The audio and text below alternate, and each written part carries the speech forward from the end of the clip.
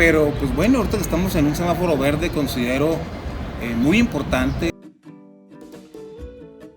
Hola, ¿qué tal? Mi nombre es Isabel Domínguez. Bienvenidos a la antesala de laparadoja.com.mx. En esta ocasión tenemos como invitado al maestro Moisés Arévalo Mariñel Arena, quien es catedrático y asesor financiero aquí en Chihuahua. Bienvenido. Gracias, Isabel. Buenas tardes. Pues, ¿qué le parece si iniciamos comentándole a la gente quién es Moisés Arévalo? Claro que sí, muchas gracias. Bueno, primeramente, pues muchas gracias por la invitación y desde luego a su medio, pues muy agradecido con todos los espacios que nos han brindado. Moisés Arévalo, su servidor contador público, egresado de la Facultad de Contaduría de la Universidad Autónoma de Chihuahua. Bueno, pues a la fecha tengo 3 maestrías estudiadas, soy catedrático de la misma en el área de impuestos. He sido consejero de la Cámara de Comercio, he sido síndico de la Cámara de Comercio de Chihuahua, actualmente soy asesor fiscal de la Concanaco Servitur en la región noreste del país. Y en el término personal, pues soy casado, tengo 4 hijos, nací en Chihuahua. Actualmente, pues mi profesión la ejerzo ampliamente, aparte de ser catedrático, pues soy director de consultoría Audicer, un despacho que fundamos hace ya algunos años y que soy socio fundador. Prácticamente, ¿sabes? ¿Cómo, pues vamos a iniciar un poco en lo que es su tema? ¿Cómo aprecia pues la situación financiera aquí en el estado de Chihuahua actualmente? ¿Cómo la ve? Pues bueno, mira, obviamente pues hablar ahorita de finanzas y economía pues es venir de un sentir muy fuerte por el caso de la pandemia, ¿no? Sin embargo, podemos decir que pues el estado de Chihuahua ha sido uno de los estados que mejor ha enfrentado la situación de la pandemia y la situación económica. Desgraciadamente, Isabel, pues se tuvieron que cerrar en algunos lapsos de tiempo los negocios, bajó mucho las ventas, bajó el flujo. Todos sabemos, ¿verdad?, que hace pues prácticamente 1 año y medio, ¿no?, a partir de abril, que fueron los cierres masivos de semáforo rojo, pues esperábamos un apoyo gubernamental, me refiero a un apoyo del gobierno federal, como se dio en otras entidades del mundo, ¿no?, en otros países del mundo. No se dio, no hubo subsidios, no hubo apoyo inclusive financiero para negocios. Me refiero de manera rápida e inmediata. Aún así, yo creo que el estado de Chihuahua salió adelante, no sin desde luego lamentar cierres de algunos sectores como restaurantes, algunos sectores pues como salones de eventos que vieron muy difícil la situación. ¿Y qué pasó con Chihuahua? Mira, Chihuahua actualmente es el 5º estado en crecimiento a nivel nacional. Ya tenemos un crecimiento al segundo trimestre de este año del 2%. Entonces yo considero que sorteamos bien el tema de la pandemia. Un detalle importante, somos un estado maquilador, somos un estado pues sobre todo en una gran parte del esquema automotriz actualmente sufre pues la industria automotriz de la falta de insumos, con el famoso chip que no se surte, no hay producción de vehículos, no hay venta de vehículos. Aún así el estado ha sabido sortear. ¿Qué nos queda? Desde luego este crecimiento no es un crecimiento de entrada esperado, ni el que teníamos en la prepandemia, pero pues bueno, ahorita que estamos en un semáforo verde, considero muy importante en el tema de salud, pues hacer lo propio en el ámbito empresarial, en el ámbito social, para que este semáforo verde permanezca y que la economía no llegue a otro retroceso en el futuro. Muy bien, pues ya tocamos un poquito del ámbito empresarial, ahora nos vamos al de la gubernatura. Entra Maru Campos y dejan pues un estado endeudado, pues ¿qué opinión le merece? Bueno, entra Maru Campos y no lo dejan endeudado porque todavía no termina, no se crea. Bien, fíjense que es un caso especial. Aquí la pregunta que nos hacemos todos los chihuahuenses, ¿qué pasó con esa deuda, no? Hay una ley de disciplina financiera que pues, maneja esquemas importantes de riesgo. El riesgo en el que Chihuahua debería estar de una deuda pues, importante era para que tuviera un techo pues de cero en endeudamiento después de cierto rango. Sin embargo, bueno, pues no se da, ¿no? Algo falló y el Estado llegó a un endeudamiento tal que pues representa prácticamente un año de ingresos presupuestarios del gobierno del Estado. Es algo complicado. En términos financieros se dice que lo óptimo es que tú tengas una deuda. Claro, hay diferentes sectores de la economía, ¿no? Lo óptimo es que tu deuda sea de un mes de ventas, ¿sí?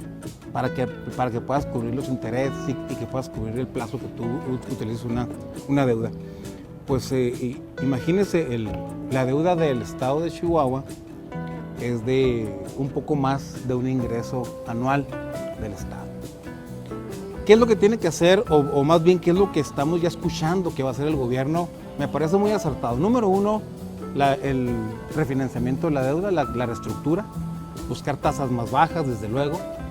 Entendemos que es una deuda de largo plazo. Obviamente buscar los plazos a la comodidad que el gobierno requiera. Pero sobre todo, y lo que nos va a afectar a todos los chihuahuenses, que ya también lo anunció la gobernadora, y que desde luego es algo muy importante, pues es el recorte al gasto. Ya se está manejando una eficiencia en el gasto, más que recorte. Van a buscar pues áreas donde se pueda recortar el gasto, que desde luego se ve afectado, obviamente, la sociedad en general, pues de entrada o por los servicios o por la misma derrama que el Estado genera, ¿no? en una economía.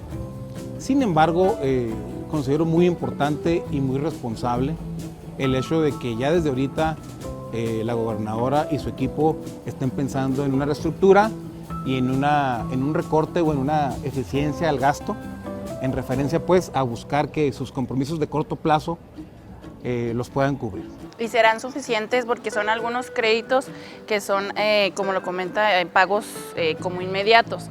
¿Esto será suficiente?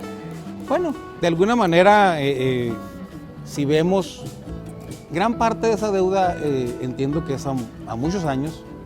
Yo creo que, bueno, pues desgraciadamente el hecho de que ahorita inclusive el Estado manifieste que no tiene flujos de efectivo inclusive para un gasto corriente inmediato, pues desde luego que es una afectación. Y ya se ve pues que también van a echar mano de otros créditos que yo considero que es importante, porque el gobierno no se puede detener, ¿sí? Entonces, obviamente las propuestas ya cuando van a los hechos pues tendrán a lo mejor algún obstáculo X, ¿verdad? Pero yo creo que la responsabilidad del gobierno ahorita es anunciar que desde luego va a enfrentar esa deuda y se va a enfrentar pues más que nada con capacidad y con inteligencia en términos financieros. Muy bien.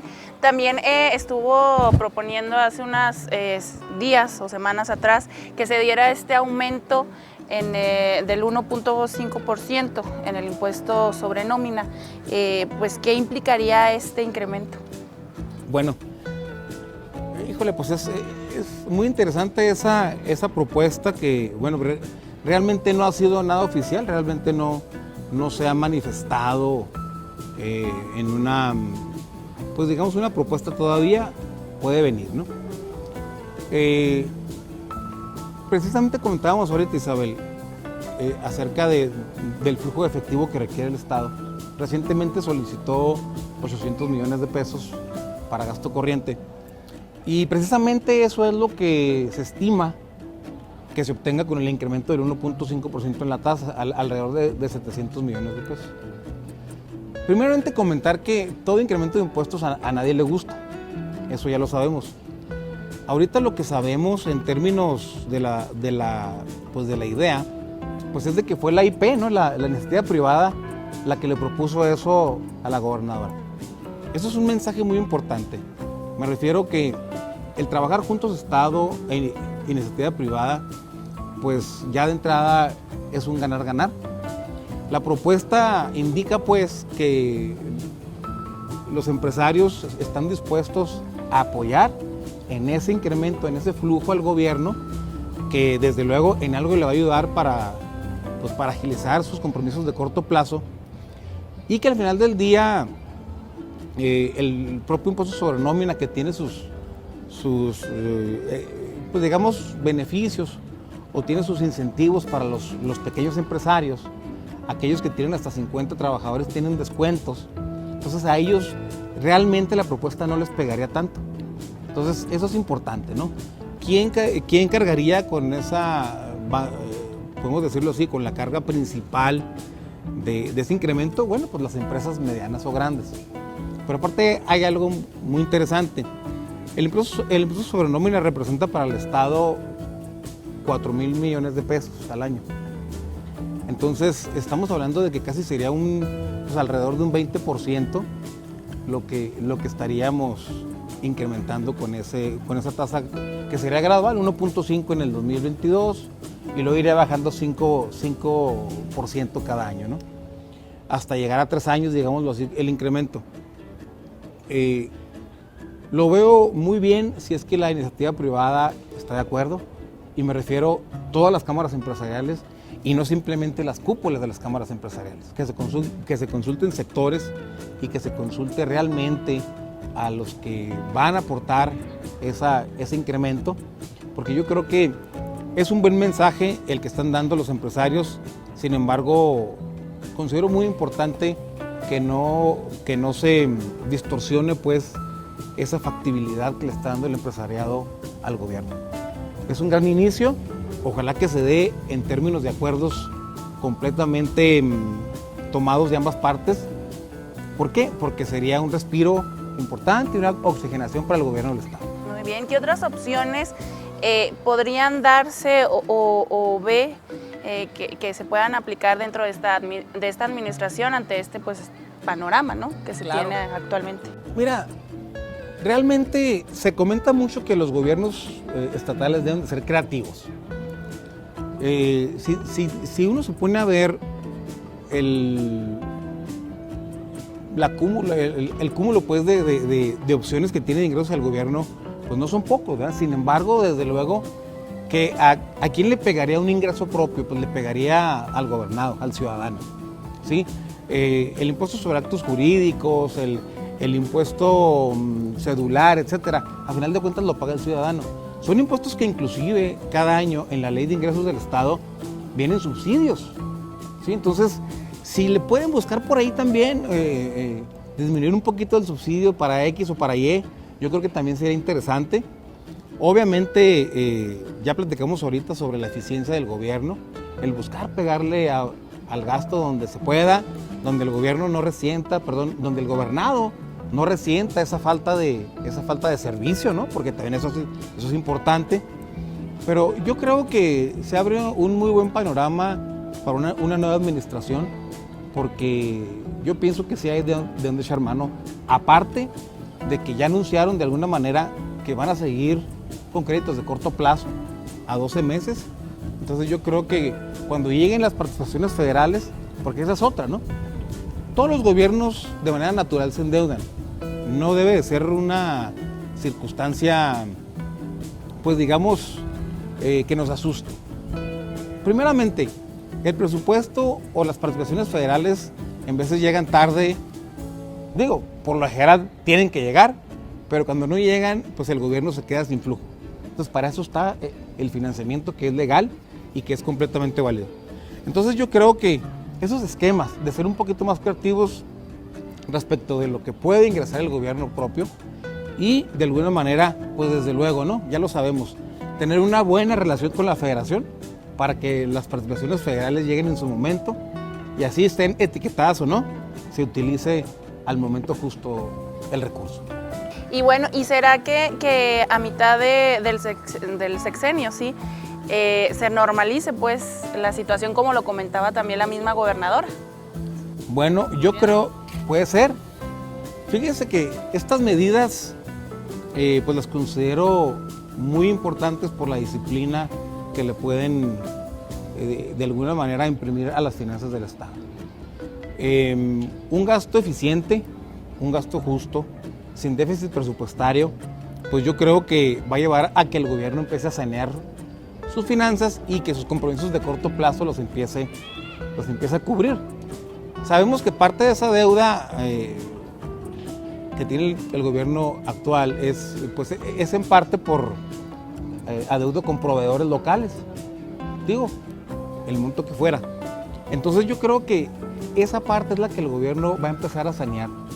Y si ellos están programando en base a las estrategias que están realizando, que en 3 años el gobierno no requiera ya de un apoyo extra en términos de créditos inmediatos, de corto plazo, pues yo creo que es buena la idea que tiene en este caso la gobernadora y el secretario de Hacienda en su momento, para poder decir que en 3 años las finanzas del gobierno, con un gasto bien ejercido, estarán de una buena manera.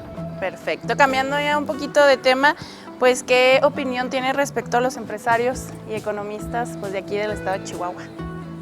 Bueno, pues mire, ¿qué le puedo decir? Pues estamos ante una circunstancia de muy apremiante, donde todos queremos crecer, todos queremos inversión, todos queremos que el gobierno, precisamente, ahorita le hablaba yo de la confianza que el empresariado le está mostrando ahorita a la gobernadora, en este caso al Ejecutivo del Estado, pues es muy importante porque se busca un crecimiento, tanto de sanear las finanzas del Estado como de un crecimiento económico. ¿Qué es lo que trae un Estado bien manejado? Pues trae inversión, trae confianza. Entonces, tenemos en el Estado de Chihuahua empresarios pues, de mucha visión, ¿sí? Tenemos obviamente la necesidad de crear empleos, tenemos la necesidad de generar inversiones productivas y yo creo que estamos en un muy buen momento. ¿Por qué? La pandemia, afortunadamente, parece que se está, pues, en sus efectos disminuyendo. Tenemos un nuevo gobierno con la intención, pues, de trabajar de la mano del empresariado y yo creo que es nomás, de alguna manera, establecer proyectos y darles para adelante. Entonces visualiza que los próximos años vengan cosas buenas para el Estado. Yo creo que sí. No podemos dejar de vista una circunstancia muy importante, ¿saben? Obviamente que todo Estado depende de una economía nacional, ¿sí? Actualmente, y todos lo sabemos, bueno, este gobierno federal pues, ha tomado decisiones abruptas en materia económica. A lo mejor podemos pensar que ya son decisiones pasadas, pero siguen afectando la inversión, como la cancelación del aeropuerto, el invertir fuertes sumas de dinero de los impuestos en proyectos productivos de largo plazo. Eso ha afectado mucho de alguna manera programas de corto plazo que pueden ser más productivos o más generadores de empleo. Entonces, dependemos pues de un crecimiento de una política pública federal para poder también establecer lineamientos en materia estatal. ¿Qué es lo que programa ahorita el gobierno federal? Un crecimiento de 3.5 a 4% en el 2022. Sin embargo, programa un incremento de recaudación fiscal de casi el 12%. Entonces, ¿qué es lo que está pasando? El gobierno está estimando incrementar esos ingresos en base a, obviamente, a presión en términos de auditorías a contribuyentes, donde la economía no da, pero ellos tienen que buscar su meta de recaudación. Eso puede ser duro y difícil, ¿por qué? Porque buscan una manera de presionar al empresariado y también, aunque no lo creamos, eso es una circunstancia de alejamiento de inversión. Entonces, no podemos negar que dependemos de un gobierno federal que también en ocasiones presiona tanto a los estados como a la iniciativa privada. Muy bien, y tocando ya el tema del gobierno federal, ¿qué se puede decir que pretende el presidente Andrés Manuel López Obrador con esta reforma energética?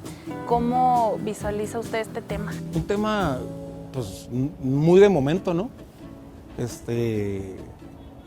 Y la pregunta que me haces, pues muy interesante. ¿Qué pretende?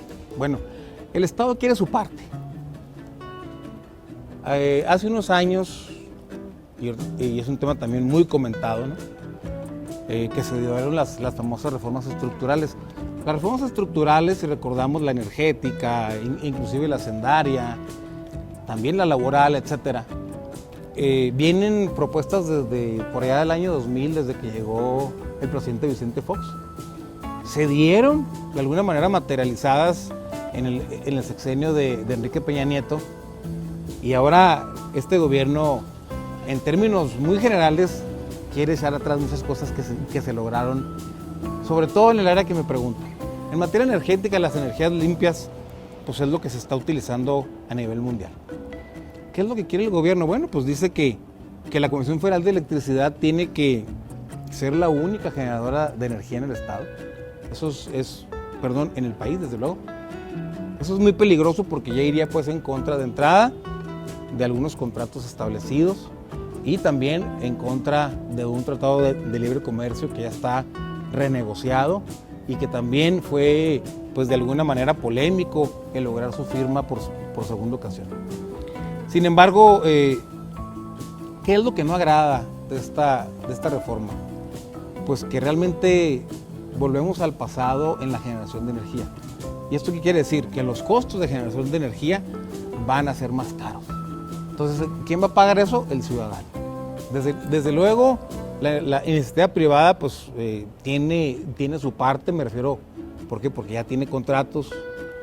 La energía solar pues la dejan a un lado en un momento dado y se buscan esquemas donde, por ejemplo, la Comisión Federal de Electricidad deja de ser una paraestatal independiente y buscan que pertenezca completamente al gobierno.